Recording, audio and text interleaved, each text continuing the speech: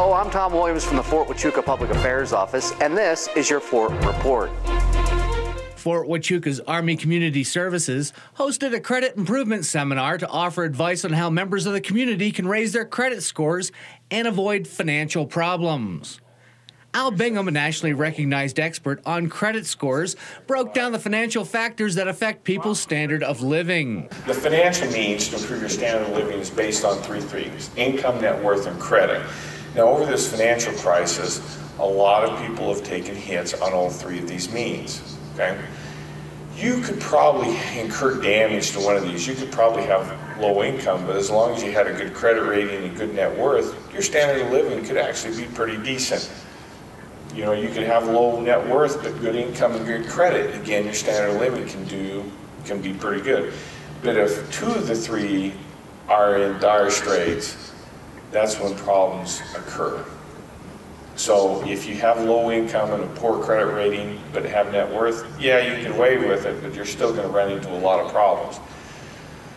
If you have low net worth and low credit rating and you're just living off of income, again, challenges are going to come. If all three of them are, you have a lot of headwinds with all three of them, the challenges can be even greater. Bingham warned the audience about the pitfalls of the credit repair industry. I strongly advise people not to engage in credit repair because it's just a waste of time. I have not seen good results.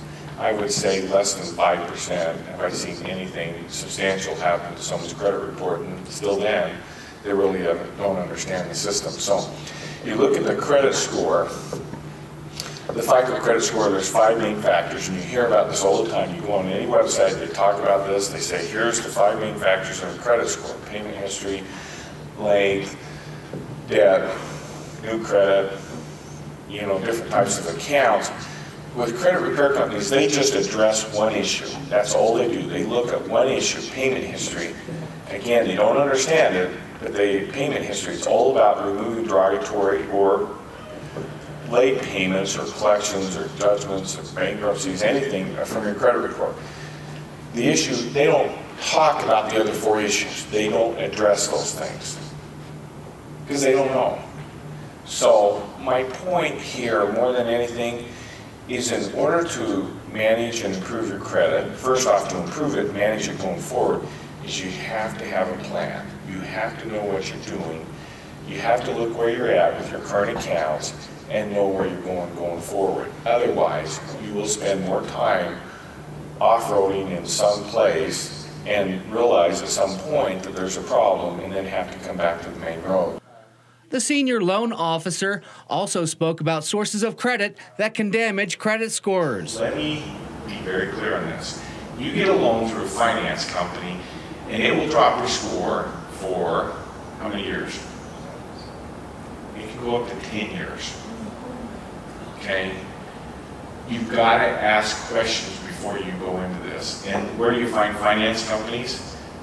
You usually find finance companies when you go in and finance maybe a washer or dryer or something at some store, and they go sell that loan out to like One Main Financial or Wells Fargo Financial, or they say, you hear these auto dealerships out there that say, let's build your credit now, let's get your loan out, and what do, they go get the loan through a finance company. The problem is your score's not going to build from it, because it's with the wrong type of lender. Who determines a finance company? The credit bureaus do, and they don't tell you who they have classified as a finance company. You have to ask questions before you start taking out loans and find out who the loan is going to be sold to.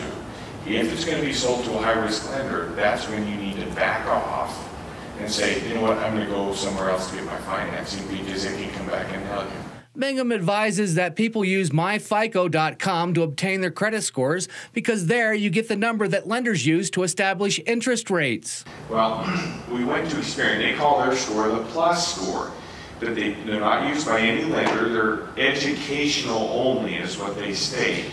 That's the differences between 9 and 71 points. Okay, that's huge. 9 is a lot. 71 is probably, you can define it as a different planet.